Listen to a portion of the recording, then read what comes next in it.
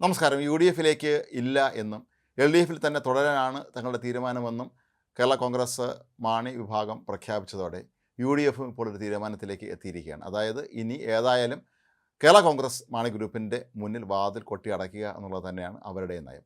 Jose K മാണിയെയോ മറ്റ് നേതാക്കളൊന്നും തന്നെ ബന്ധപ്പെട്ട ചർച്ച നടത്തുക തുടങ്ങിയ ഒരു കാര്യങ്ങളും ഇനി വേണ്ട എന്നാണ് യു ഡി എഫും തീരുമാനമെടുത്തിരിക്കുന്നത്. ഒരു കാരണവശാലും ഇനി അത്തരത്തിലുള്ള ഒരു നീക്കത്തിന് തങ്ങൾ തയ്യാറല്ല എന്ന് മുസ്ലിം ലീഗും വ്യക്തമാക്കിയിരുന്നു. ശരിക്കും കേരള കോൺഗ്രസ് മാണി ഗ്രൂപ്പിനെ യു ഡി എഫിലേക്ക് കൊണ്ടുവരാൻ ആദ്യം താല്പര്യമെടുത്തത്, അതിന് മുൻകൈ എടുത്ത് പല കാര്യങ്ങളും ചെയ്തതുമൊക്കെ തന്നെ പി കെ കുഞ്ഞാലിക്കുട്ടി ഉൾപ്പെടെയുള്ള ലീഗ് നേതാക്കളായിരുന്നു. പക്ഷേ ഇന്നലെ അവരുടെ നിലപാട് വ്യക്തമാക്കിയതോടുകൂടി ഇനി അങ്ങനെ ഒരു ബന്ധം വേണ്ട എന്ന് തന്നെയാണ് അവരുടെയൊക്കെ അഭിപ്രായം. ഇതേ പാർട്ടിയിൽ നിന്ന് തന്നെ ആരെങ്കിലും ഒറ്റപ്പെട്ട നേതാക്കൾ, വ്യക്തികൾ എന്നുള്ള നിലയിൽ അവർ പുറത്തേക്ക് വരികയാണെങ്കിൽ അവരെ സ്വീകരിക്കുക എന്നുള്ളതല്ലാതെ കേരള കോൺഗ്രസ് മാണി ഗ്രൂപ്പിൻ്റെ നേതാക്കൾ ഇന്നലെ വാർത്താ സമ്മേളനത്തിലൊക്കെ തന്നെ ഉടനീളം പറഞ്ഞത് യു ഡി എഫിൽ നിന്ന് തങ്ങളെ ചവിട്ടി പുറത്താക്കുകയായിരുന്നു എന്നൊക്കെയാണ്. അതുകൊണ്ട് തന്നെ ഇനി അവരുടെ സഹായം ആവശ്യമില്ല എന്നുള്ള നിലയിലേക്ക് ഇപ്പോൾ യു ഡി എഫ് എത്തിയിരിക്കുന്നു. മാത്രമല്ല, കോട്ടയം, ഇടുക്കി ജില്ലകളിൽ കേരള കോൺഗ്രസ് മാണി ഗ്രൂപ്പിനെ ഒപ്പം കൂട്ടുകയാണെങ്കിൽ അത് വലിയ തോതിലുള്ള പ്രശ്നം യു ഡി എഫിനുണ്ടാക്കും എന്ന് കോൺഗ്രസിനുള്ളിൽ തന്നെ വലിയ തോതിലുള്ള ഒരു ആവശ്യം ഉയർന്നിരുന്നു. കാരണം കോട്ടയം, ഇടുക്കി ജില്ലകളിലെ പ്രമുഖരായ എത്രയോ കോൺഗ്രസ് നേതാക്കന്മാർക്ക് വർഷങ്ങളായി തെരഞ്ഞെടുപ്പിന് മത്സരിക്കാൻ കോട്ടയം, ഇടുക്കി ജില്ലകളിൽ സീറ്റില്ല എന്നുള്ളതായിരുന്നു അവരുടെ അവസ്ഥ. കഴിഞ്ഞ തെരഞ്ഞെടുപ്പിൽ ജോസഫ് ഗ്രൂപ്പിന് 10 സീറ്റുകൾ നൽകിയെങ്കിലും ഇത്തവണ അത്രയും സീറ്റുകൾ നൽകാൻ സാധ്യതയില്ല. പകരം കുറേ സീറ്റുകളെങ്കിലും കോൺഗ്രസ് എടുക്കാനാണ് തീരുമാനമെന്നും പറയപ്പെടുന്നുണ്ട്. ഏതായാലും ജോസഫ് ഗ്രൂപ്പിനെ സംബന്ധിച്ചിടത്തോളം അവർക്ക് മാണി ഗ്രൂപ്പിനെ പോലെ വിലപേശാനുള്ള ഒരു സ്ഥിതി ഇല്ല എന്നുള്ളത് കൊണ്ട് തന്നെ കോൺഗ്രസ് മുന്നോട്ട് വയ്ക്കുന്ന ആവശ്യങ്ങൾ അവർ അംഗീകരിക്കേണ്ടി വരും എന്നുള്ള കാര്യം ഉറപ്പുമാണ്.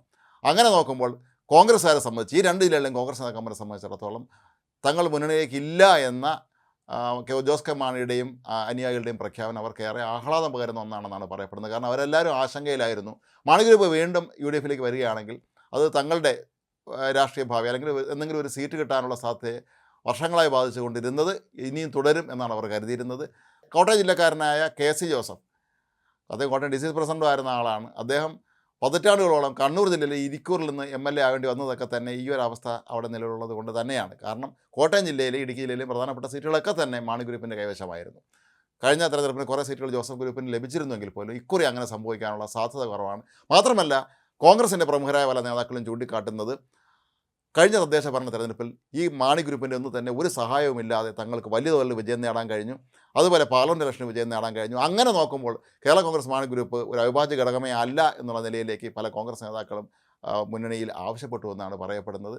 ക്രൈസ്തവ സഭകളുടെ ശക്തമായ ഇടപെടൽ കൂടി കാരണമാണ് ആദ്യ ഘട്ടങ്ങളിലൊക്കെ തന്നെ യു ഡി എഫ് ഇക്കാര്യത്തിൽ മാണി ഗ്രൂപ്പുമായ ഒരു ഐക്യത്തിനിടയ്ക്ക് ശ്രമിച്ചത്. പക്ഷേ അവർ അതിന് തയ്യാറല്ല എന്നുള്ളത് ആ പാർട്ടിക്കുള്ളിലെ ചില പ്രശ്നങ്ങൾ കാരണമാണ് എന്നുള്ളതും ഇപ്പോൾ വ്യക്തമായിട്ടുണ്ട്.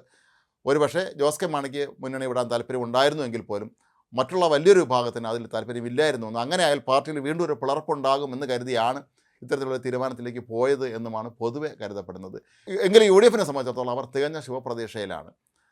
കേരള കോൺഗ്രസ് മാണി വിഭാഗത്തിൽ നിന്ന് ഒരുപക്ഷെ വലിയ തോതിലുള്ളൊരു ഒഴുക്ക് ജോസഫ് വിഭാഗത്തിലേക്ക് ഉണ്ടാകാനുള്ള സാധ്യത തെരഞ്ഞെടുപ്പ് അടുത്ത് സംഭവിക്കാനുള്ള സാധ്യതയും തള്ളിക്കളയാൻ കഴിയുകയില്ല. അല്ലെങ്കിൽ കോൺഗ്രസിലേക്കൊക്കെ വരാനുള്ള സാധ്യതയുണ്ട്. അതുപോലെ RJDയും യു ഡി എഫിലേക്ക് വരികയാണെങ്കിൽ അവർക്ക് ഇപ്പോൾ ഒരുപക്ഷെ വരാമായിരിക്കും. അതല്ലാതെ പിന്നീട് എപ്പോഴെങ്കിലും പിന്നെ വരാമെന്ന് കരുതിയാൽ നടക്കില്ല എന്നുള്ള നിലപാടിലേക്കാണ് കോൺഗ്രസ് എത്തിയിട്ടുള്ളത്.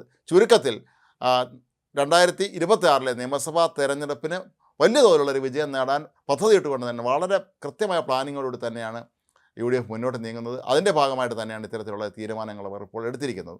2006 നിയമസഭാ തെരഞ്ഞെടുപ്പിൽ അന്ന് DICയെ അവസാന നിമിഷം യു ഡി എഫിലേക്ക് കൊണ്ടുവന്ന് ഒരുപാട് പ്രശ്നങ്ങൾ സൃഷ്ടിക്കുകയും ഭരണം നഷ്ടപ്പെടുകയൊക്കെ ചെയ്ത അവസ്ഥ പലരും ഓർമ്മിപ്പിക്കുന്നുമുണ്ട്. അപ്പോൾ ഈ ഒരു സന്ദർഭത്തിലാണ് ഇനി അങ്ങോട്ടുള്ള ദിവസങ്ങളിൽ യു ഡി എഫിനെ ധൈര്യമായി മുന്നോട്ട് പോകാമെന്നും കേരള കോൺഗ്രസ് മാണി ഗ്രൂപ്പിനുള്ള വാതിലുകൾ അടയ്ക്കാം എന്നും യു ഡി എഫ് നേതാക്കൾ ഇപ്പോൾ തീരുമാനിച്ചിരിക്കുന്നത്.